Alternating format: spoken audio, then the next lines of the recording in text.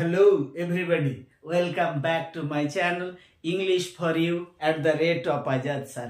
আর আজকে আমি এই ভিডিওয় একটা বিশেষ বিষয় নিয়ে আলোচনা করব, সেটা হলো ইংরেজি বলা, ইংরেজি লেখা শুদ্ধভাবে কারেক্টলি জন্য দরকার, সেটা হলো প্রিপোজিশন। আমরা জানি ইম্পর্টেন্ট রোল কিন্তু প্লে করে এই প্রিপোজিশন। আজকের এই ভিডিওয় আমি আলোচনা করব একটা গুরুত্বপূর্ণ কনফিউশন নিয়ে। সেই কনফিউশনটা হলো যে মেড অফ হবে না মেড ফ্রম হবে। অর্থাৎ আমরা কি বলবো, this bottle is made from glass না this bottle is made of glass. কি বলবো, হুইচ ওয়ান ইজ কারেক্ট, কোনটা ঠিক হবে, কিংবা this one is made of plastic or this one is made from plastic। তাহলে কনফিউশনটা যখন তৈরি হচ্ছে এই মেড অফ এবং মেড ফ্রম নিয়ে, তাহলে কোনটা কোন ক্ষেত্রে ইউজ করব সে বিষয় নিয়ে কিন্তু আজকের এই ভিডিওটায় আমি আলোচনা করতে যাচ্ছি। ক্লিয়ার হয়ে যাবে সমস্ত কনফিউশন, তার সঙ্গে সঙ্গে থাকবে আমাদের কি কতগুলো এক্সাম্পল, যে এক্সাম্পলের সাহায্যে আমরা এই বিষয়টা খুব সহজেই বুঝতে পারবো। তাহলে এবার শুরু করা যাক। আমি প্রথমেই বলেছিলাম this bottle is made from glass হবে নাকি this bottle is made of glass হবে। এখন এই যে বিষয়টা, এই বিষয়টা নিয়ে কিন্তু এবার আমি আলোচনা করছি কখন আমরা মেড ফ্রম ব্যবহার করব এবং কখন আমরা মেড অফ ব্যবহার করব।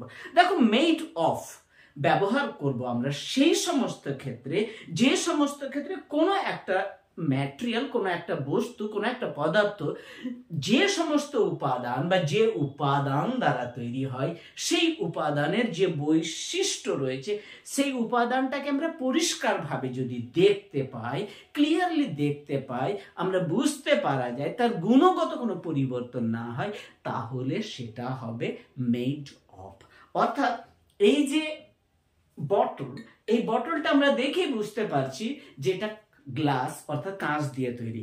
যেহেতু এটা কাঁচ দিয়ে তৈরি, তাই এক্ষেত্রে আমরা কি ব্যবহার করব বলো, এই ক্ষেত্রে আমরা ব্যবহার করব this bottle is made of glass. আশা করি এই বিষয়টা ক্লিয়ার হচ্ছে। তাহলে এইবার এই বটলটা কি দ্বারা তৈরি হবে বলো, আমরা বলতে পারবো this bottle is made of plastic. কেন? কারণ এখানে যে প্লাস্টিকের যে উপাদান রয়েছে সেই উপাদানটা কিন্তু আমরা দেখতে পাচ্ছি। একই রকম ভাবে আমরা এক্সাম্পল বলতে পারি this table is made of wood. কেন? আমরা টেবিলটা যদি কাঠের তৈরি হয় তাহলে সেটা দেখতে পাওয়া যায়। আমরা আবার বলতে পারি this chair is made of wood. Next example আমরা আরো বলতে পারি the ring is made of gold. কেন হবে?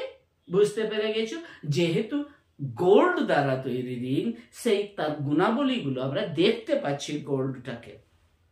আমরা নেক্সট বিষয়টি নিয়ে আসছি, সেটা হলো মেড ফ্রম। তাহলে আগেই বলেছি যে মেড ফ্রম আমরা কখন ইউজ করব। দেখো, এই যে খাতা, এই খাতার যে পেপারটা রয়েছে, paper, this paper is made of